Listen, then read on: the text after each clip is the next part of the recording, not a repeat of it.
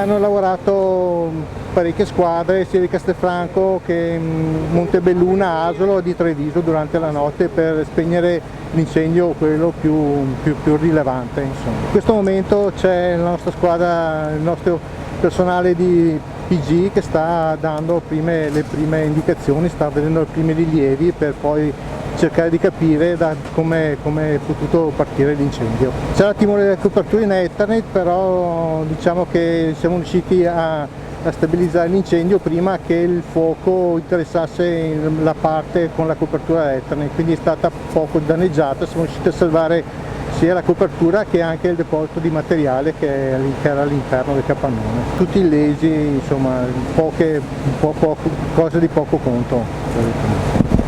Non ci sono stati pericoli per le persone che abitavano qui?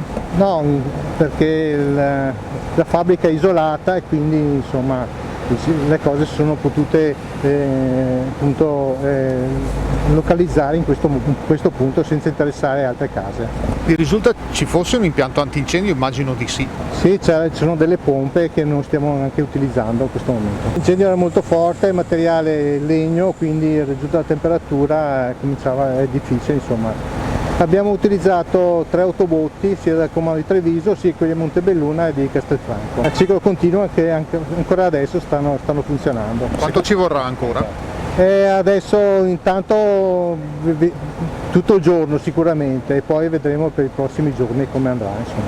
C'erano 2 capannoni, uno la parte davanti, poi c'era un altro capannone dietro. Insomma. Quello dietro è quello che non è stato interessato? Quello dietro è quello che siamo riusciti a salvare. Ed è quello con l'Ethernet? È quello con l'Ethernet. Mentre questi non avevano Ethernet? Questi no, è un altro tipo di capannone, un altro tipo di copertura. Siamo riusciti appunto a salvare tutto il magazzino, intanto per questo. Esterno o all'interno del capannone? No, all'interno del capannone, sì, sono tutto il materiale di lavorazione che è all'interno del capannone.